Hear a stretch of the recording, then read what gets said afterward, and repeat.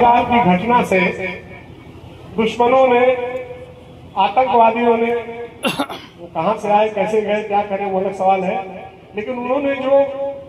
साजिश की वो इस देश की अस्मिता पर प्रहार करने का काम और धार्मिक आधार पर हिंदू मुसलमानों के बीच में भेदभाव खाली करने का काम नहीं, बल्कि एक नफरत का माहौल पैदा करके हमारे देश को पूरी तरह से कमजोर करने का काम, और खास तौर से एक रिएक्शन क्रिएट करके और मुसलमानों पर हमला करने की नीयत से ये सारा काम था। दुर्घटना हुई, अब 1.5 घंटे तक कोई सुरक्षा वहां क्यों नहीं थी, उनकी मदद के लिए कोई क्यों नहीं आया, इतने संवेदनशील जगह पर 7 लाख की फौजों में से कोई इंतजाम क्यों नहीं था, ये सारे सवाल आज मैं नहीं करूंगा, ये आज के सवाल नहीं। इन सारे सवालों पर जब हम देश का पूरा विपक्ष एकत्रित हुआ और सरकार को समर्थन देते हुए ये कहा कि जो भी कार्रवाई आप करना चाहें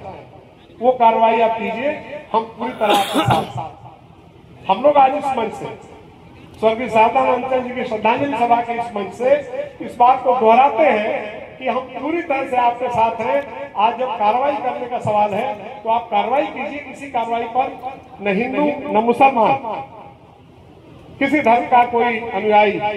एक एक व्यक्ति इस देश का ऐसा है जो प्रत्येक स्थिति में चाहता है कि उन आतंकवादियों के खिलाफ कार्रवाई ऐसी हो कि अंतिम हो और इसके बाद कोई कार्रवाई की आवश्यकता नहीं पड़े। लेकिन तब जब पहलगाम की बात आती है तो स्वाभाविक रूप से पुलवामा याद आता है, और स्वाभाविक रूप से जब पुलवामा याद आता है तो इतने हमारे बहादुर फौजियों की शहादत,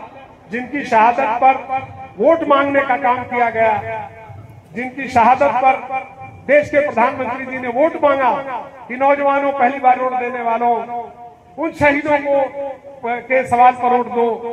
उनकी जिन जवानों की शहादत पर वोट मांगने का काम हुआ, पुलवामा के वाक़या में क्या हुआ, कार्रवाई क्या हुई, साजिशकर्ता कौन थे, उन पर क्या कार्रवाई हुई, ये देश जरूर जानना चाहता है। जब दोबारा से पहलगाम हो गया है, मैं जरूर आज कहना चाहूंगा कि पुलवामा के शहीदों को हम फिर से श्रद्धांजलि देते हैं। पहलगाम के उन निर्दोष यात्रियों को जिनकी हत्या कर दी गई, उनके परिवारजनों के सामने, उनके बच्चों, उनकी पत्नियों के सामने पूछ करके गोलियां मार दी गई, उनको श्रद्धांजलि अर्पित करते हैं, उनके परिवारों के साथ संवेदना देते हैं अपनी इस मंच से, स्वर्गीय शारदानंद अंचल जी के श्रद्धांजलि सभा के इस मंच से। और ये जरूर कहना चाहते हैं कि पहलगाम हो गया है,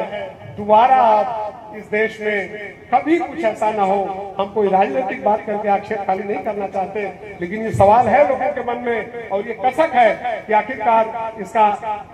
अंजाम कहीं पुलवामा की तरह से तो नहीं होगा। हम चाहते हैं कि जब एकदम पूरे विपक्ष ने संपूर्ण रूप से सारे अधिकार दे करके और आपको कार्रवाई के लिए अधिकृत कर दिया है तो कार्रवाई कीजिए, मजबूत कार्रवाई कीजिए। पीओके में जाना है तो पीओके में जाइए, उनके लॉन्चिंग पैड्स को उड़ाना है तो उड़ा दीजिए, जो करना हो वो आप कर डालिए। आप सर्जिकल स्ट्राइक कहते हैं, आप एयर स्ट्राइक कहते हैं, कोई और खूबसूरत नारा गढ़ना हो गढ़ लीजिए, न गढ़िए, लेकिन कार्रवाई कीजिए, ऐसी कार्रवाई कीजिए जिससे हमारे दुखते हुए जख्मों पर मरहम भी लगे, जिससे हमारा भरोसा भी पैदा हो